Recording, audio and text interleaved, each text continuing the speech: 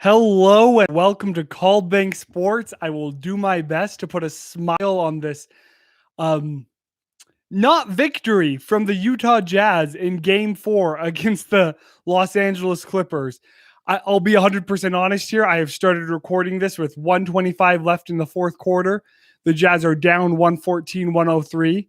So, maybe you'll be lucky enough to see me freak out at a Jazz comeback, but I highly doubt that. This game was gone in the first 1-2 minutes. It felt like the Jazz quickly got down 10-2 after putting up the first 2-point bucket. It was, I believe, a Joe Ingles or Bojan Bogdanovic layup. I can't remember who it was now, and it looked like they might start off strong like they have the last 3 games and get some quick points up, but it was the exact opposite. This game was the Clippers from the get-go, and the Jazz never even sniffed single digits for the rest of the game. It was truly disappointing, and the level of intensity that the Clippers have played the last 2 games with compared to the level of intensity of the Utah Jazz has honestly been quite disappointing.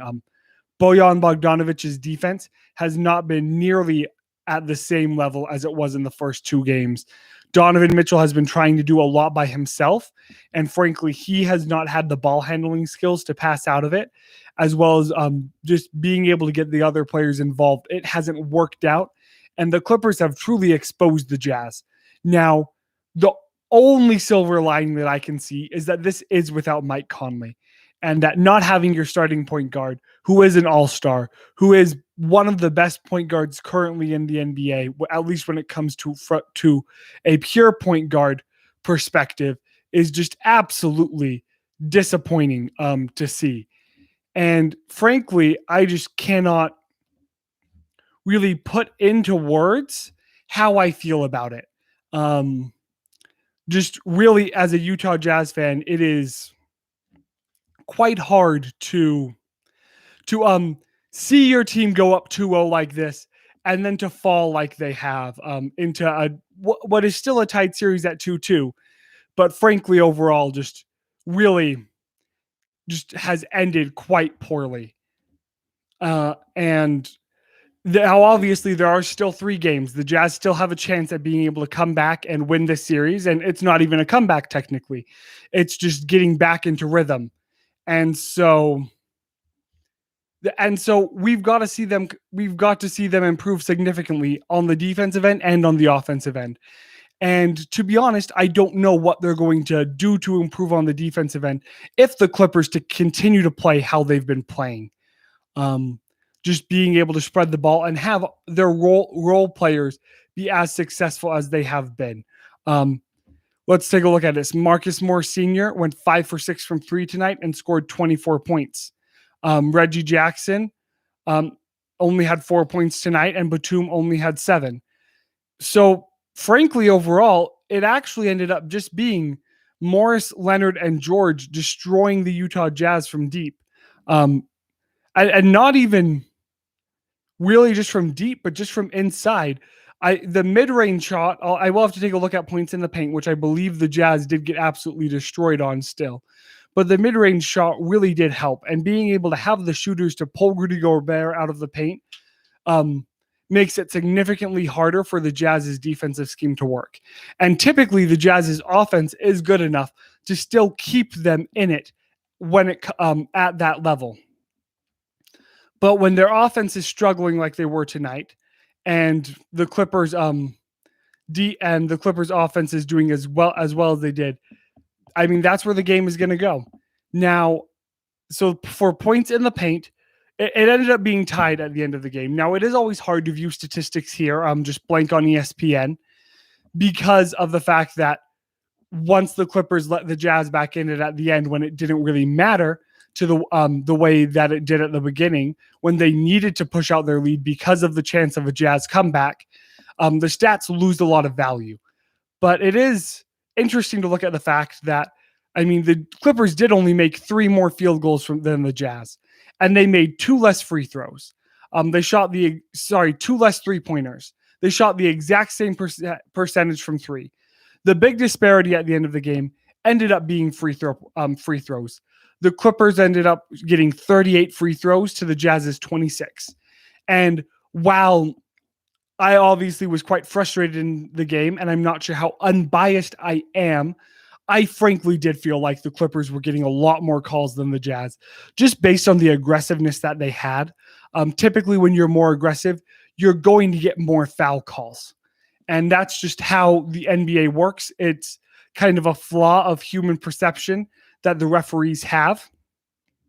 But I mean, that is what happens here. Like the refs are humans, just like the players are humans. And because of that, things don't always go the exact way that you think they should. And frankly, I mean, the Jazz are just going to have to come back and do better in game 5. I do believe Mike Conley will be back. But it might not be the case. Mike Conley's injury could be such that the Jazz aren't going to bring him back the whole series.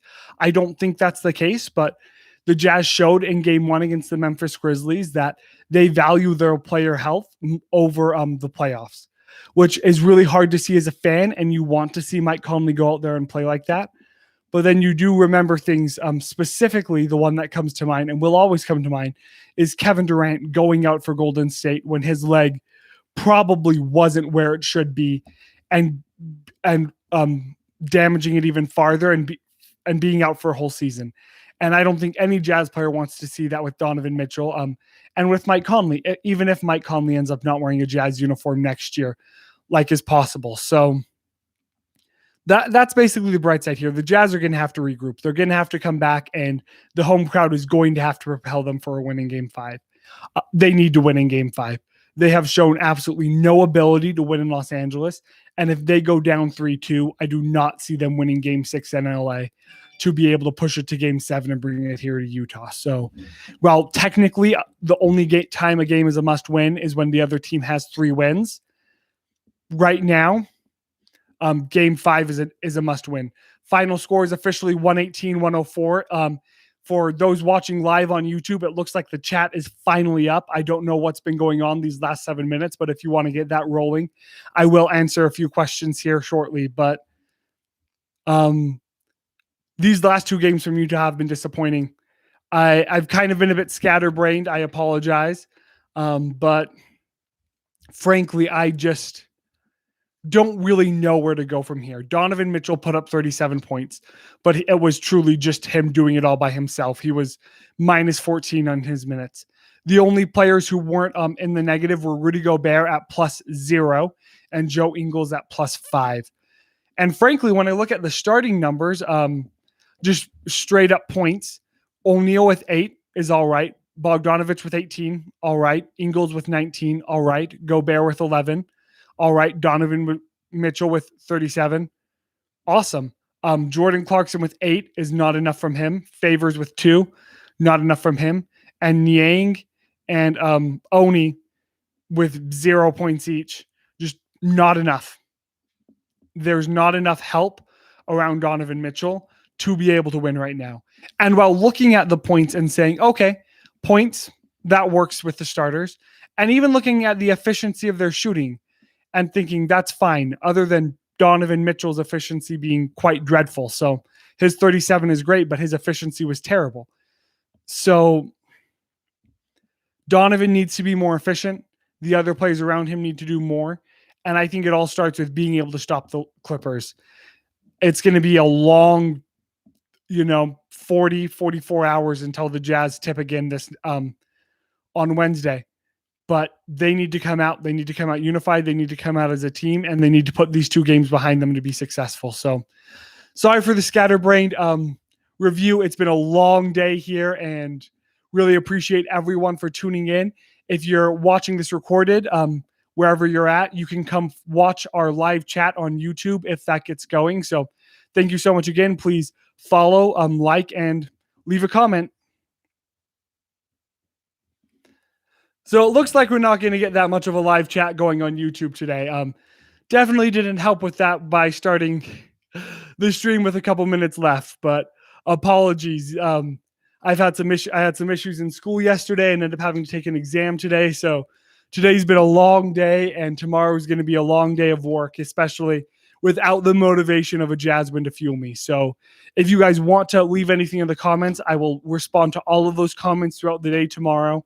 I am going to get things up and go to bed tonight, but let's hope that the Jazz do a lot better. Wednesday night, if any of you guys are going, please cheer loud. Please don't boo no matter what happens. And we definitely still need to understand that the Jazz are capable of coming back here. We did see flashes of greatness in the first two games, even though the Clippers weren't playing too well. And I do still believe that the Jazz are capable. 538 still gives the Jazz a 59% chance of winning this series. Obviously, that's only +9 off of that, but that's a bit of optimism. So let's go Jazz, and please, I will reply to all the comments tomorrow. So have a great night, guys.